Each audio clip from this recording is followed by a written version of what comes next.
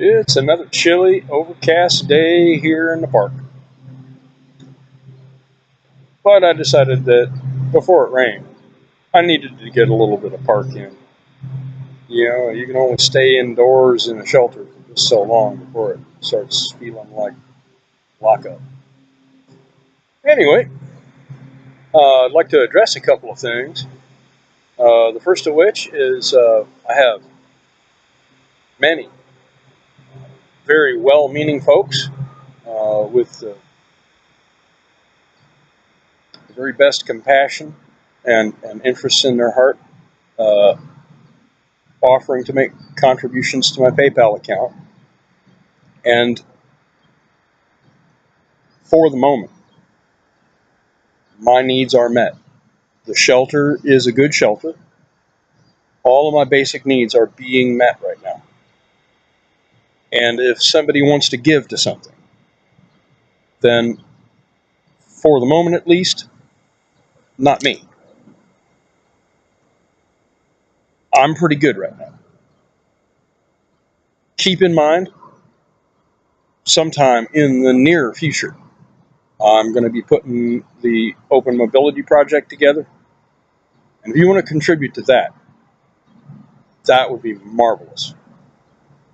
That wouldn't just help me. That would help, well, I'm hoping, a lot of people that are in a similar situation.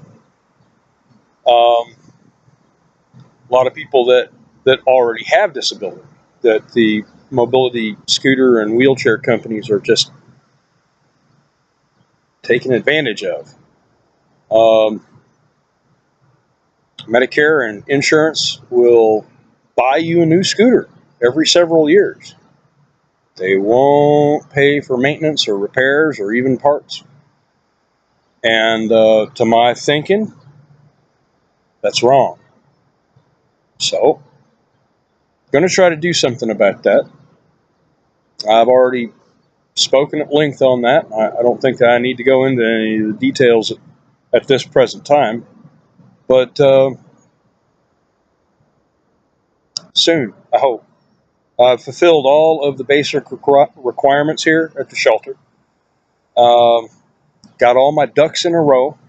Right now, basically, I'm waiting on the county, on Job and Family Services, to make up their mind whether or not they're going to help. It's a bureaucracy. Who knows what the hell's going to happen there? Um, Even if they don't, or even if they deny me, I have folks here that will put the ball immediately back in play and swing a little bit more weight than I will by myself. Um, and that's a good thing. Uh, so far, I've got a good a good reputation and a good relationship with the staff at the shelter. We get along good, um, and it's a soft place to fall. It's not a pretty building. It's not a new building. I understand that they're building a new one, but this is an old repurposed downtown building. May have been a warehouse or may have been something else. I'm not quite sure. Um, Not actually the most ideal building for being a shelter, but it works. It works well enough, and the staff here are really really dedicated. Um, I'd like to set all of that aside and answer a suggestion from one of my friends. Um, I've said a lot about how traumatic this situation has been for me, but I haven't touched on something that I think needs to be said. Sometimes, in order to change you, in order to change in here, something has to break before you can even see that it needs to be fixed. And that's what's happened to me. And there will be probably some folks out there that are in that situation, somebody that got dumped, or somebody that has discovered that their significant other is cheating on them, or has done something that's a deal breaker. Just a betrayal of trust that is significant.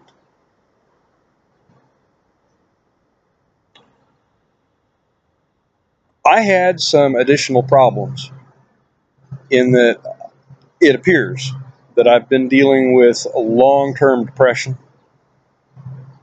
I can't even place how far back it goes that I have felt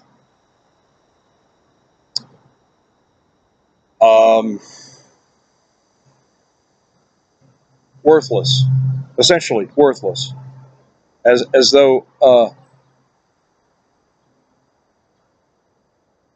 basically I have just been struggling to fill up an unfulfilled image of my life. And I'm not sure that it's accurate, because even during periods of time that I have been productive and accomplished some pretty cool things, I've been dealing with a with a sense of dissatisfaction with myself, even under those circumstances. I know my father suffered from this. I know my sisters suffer from this. And I may actually have fairly serious clinical depression. I've contacted the appropriate people. I'm on the appropriate medication. My extreme downs, my extreme dark place that a couple of weeks ago caused a gentleman that I have to consider a really serious friend at this point to call the police here and have me gathered up and taken in for my own safety. Since then, I've had a couple of additional bouts with that, which have no real explanation. I was not in a position at the time when I should have been that deeply depressed. And I think that this whole situation has stirred something up that has been kind of quiet. I've submerged it. Walk it off. Don't complain. Deal with it. Man up. That kind of shit. The expectation that the male should soldier on, regardless of how he feels, regardless of how miserable he might be, regardless of how his life is falling apart around him. Soldier on. That ain't real. That's bullshit. You can't expect a human being to endure that kind of shit and come out of it unmangled. I'm having to break a lot of rules that I learned in childhood. Asking for help, that's taboo. Where I come from my family, that's taboo. A man just doesn't ask for help. A man doesn't admit weakness. A man doesn't admit vulnerability. You break your leg, you walk it off. Except that's bullshit. Even saying it sounds insane. But the thing is that for as traumatic as this has been for me, there is a silver lining. Because when you experience a life-changing event, you get the opportunity. It's a very rare opportunity because people don't ordinarily do this. A person that's comfortable with themselves, a person that is comfortable with the way their life is, tends to become set in the way that they think. But a traumatic experience can disturb all that. Cognitive dissonance. It can break your image of who you are to the extent that you can pick up the pieces individually and examine them and change them. You can rebuild yourself.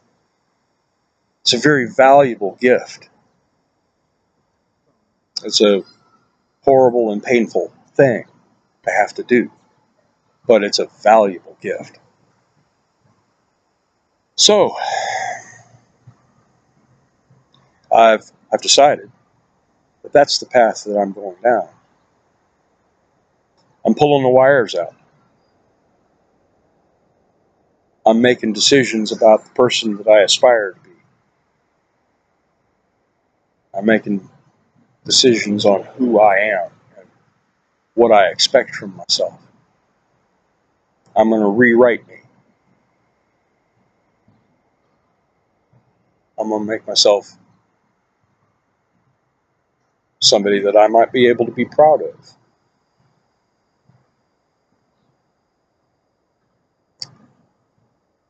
There are going to be those out there that are going to be in that dark place that I have recently been introduced to in such a vulgar way. And I have this to say to you. You are at the mercy of yourself. But you are valued. You are greatly valued. There are people, whether you know it or not, that would miss you if you left this marvelous little blue marble. There are things for you to do yet. There are things for you to influence and change and build. There is a purpose that you can determine for yourself. You can make yourself a mission. You can remake yourself. But you have to be here to do that. And as a person that very, very recently thought good and hard about ending my own existence,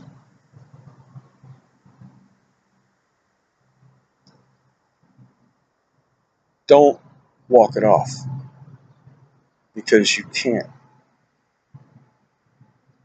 Set aside what you think that you know. Set aside walking it off. Set aside, don't ask for help. You go ask for help. You go find somebody. There are people out there. And whether it's a suicide hotline, or it's a church pastor, or it's a damn bartender, you'll find an ear. And then find you a nice, quiet park.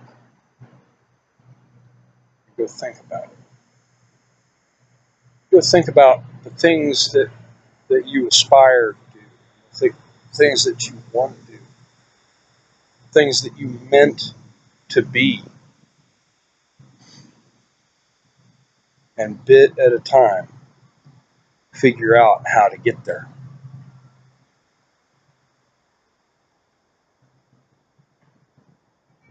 Because if you decide to check out, you're never going to get that opportunity to do that. And nobody around you is ever going to benefit. You're never going to get to help somebody else. So stop walking it off. Don't you dare. Don't you dare end yourself. Don't end yourself. Because that's permanent. It's kind of permanent. You don't get a reset or a redo or call back, or you don't get to change your mind after you're done. And there are folks out there that are going to miss you. There are even folks that you don't know yet that are going to be lesser for not having known you.